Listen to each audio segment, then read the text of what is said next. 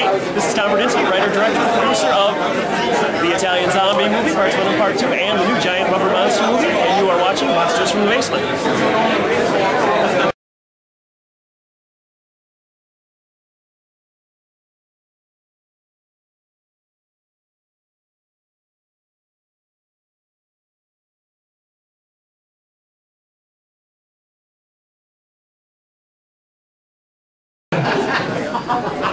I believe Son of Ghoul is next.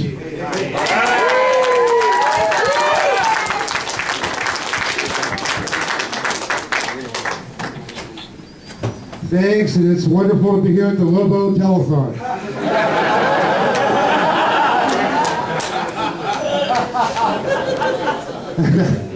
All right, well, you know, for me, big changes happened in 1963 and 64. I was a little son of a ghoul then. And when I turned on my television set, a lot of things were happening. There was a guy that came on Friday nights with a little beard and mustache on, and he showed really bad movies, but he was funny as hell. And he said things and did things. When you were a kid, you thought, wow, man, I'd like to be like that guy when I grow up.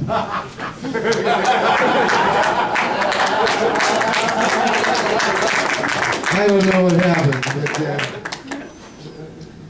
his name was Ernie Anderson, the legendary Ghoulardi.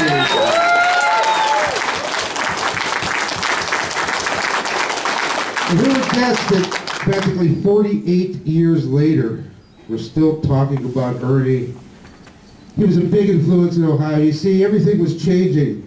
Ernie was on TV, Ghoulardi was on, the Beatles landed, everything, the whole world was changing, all at the same time.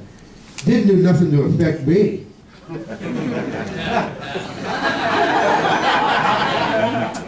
I don't know. I am happy to be continuing on with Ernie's legacy. I'm in my 25th year.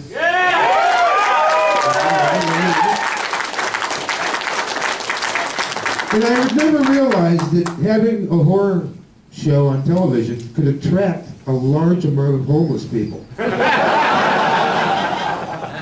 tough. So, I'd like to induct Ernie Ghoulardi Anderson into the Horror Host Hall of Fame. And I can only tell you one thing. If Ernie was alive today, and could be here right now, he wouldn't be. And you know why? There's only one reason. And let Ernie tell you himself.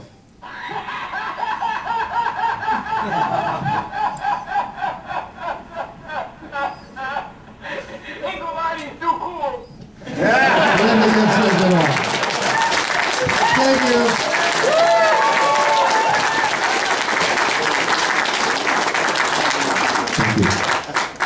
Well done, sir.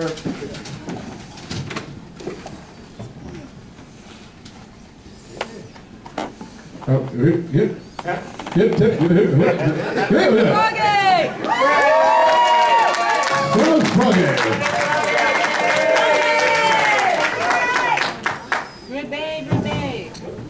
There we go. Are you ready for this? All right.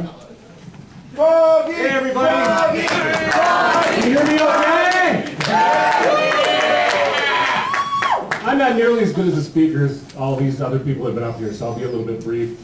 I'm very happy to be here to induct Sir Grace Ghastly for Washington Penning.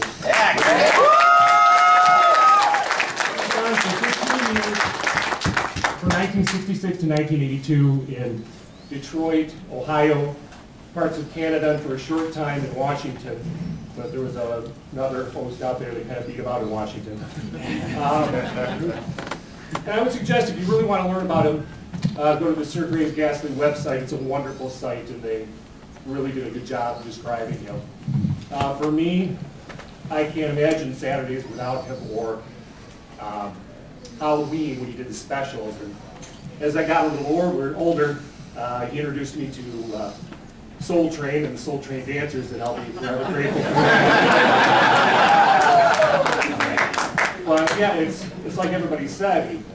I saw Frankenstein the first time there, and Dracula, and all the classics, and sometimes Godzilla, and yeah, I just wouldn't be here without him. So I just want to say thank you to him, and unfortunately he's not with us, so this will be going to Ripley's. That's about it. Thank you.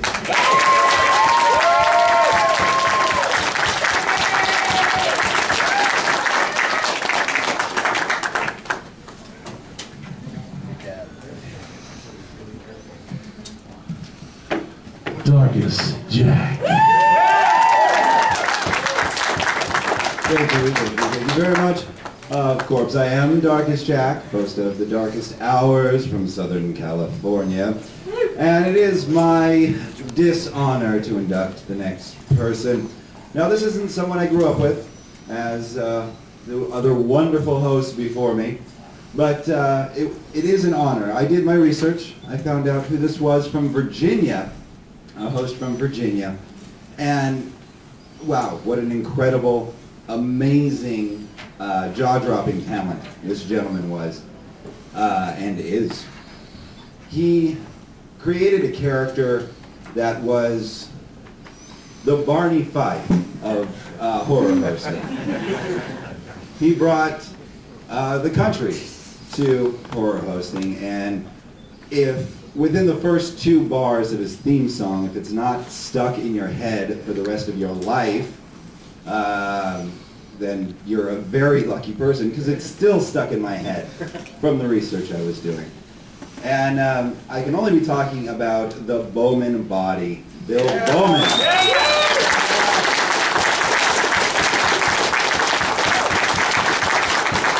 An absolutely amazing gentleman, and I wish I could see more. There is a project that I discovered. They're working on a documentary about Bowman. You can research that more online and support them, because I, for one, I don't know about you ghouls out there, but I know I would really like to see this happen. And Hi there, horror movie fans. there you go. There you go. That's the name of the movie. Thank you very much, Mr. Lobo. Mr. No one Lobo, thank applaud you. him. He'll start talking for another 20 minutes.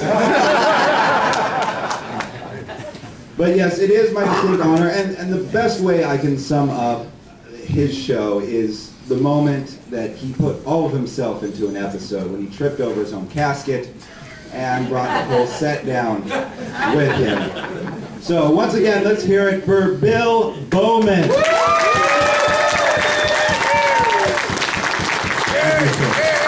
Now, I am glad to say that Bill Bowman is still among us. So his award will find its way to him.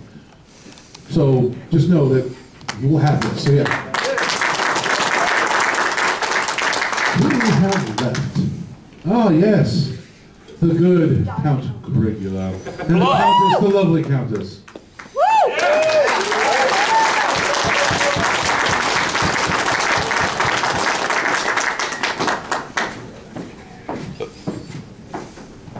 Hello there. The time has come for scary things, like monsters, ghosts, and vampire things, With horrible movies all drippy and drooly. and horrible jokes like him, Sven Gulli.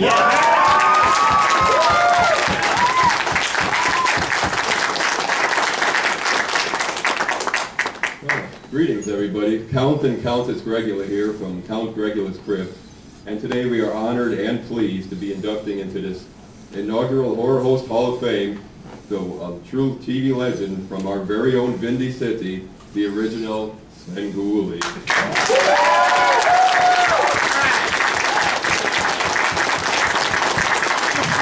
legacy began in September of 1970 through late summer of 1973 on Chicago's very own WFLD TV, when a man named Jerry G. Bishop did voiceovers for a Friday night horror host films on Screaming Yellow Theater.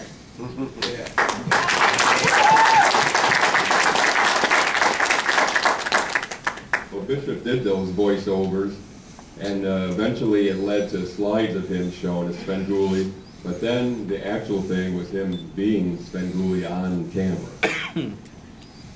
Every Sven Gulli show began with a guest celebrity coffin opener. And then during the host segments, you could see the original Svengoolie doing parody bits and silly songs. At the end, Svengoolie would lay back in his coffin, recite some crazy poem, and then get belted by those infamous rubber chickens that we all know and love.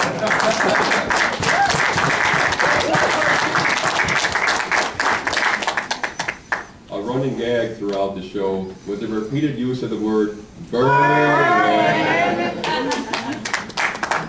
Jerry G. Bishop Svengoolie paved the way for the rest of us Chicagoland hosts, and we wouldn't have it any other way.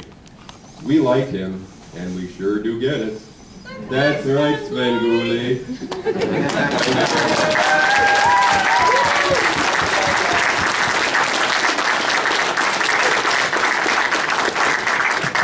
We're proud to announce that we are inducting today Jerry G. Bishop, the original Svengoolie.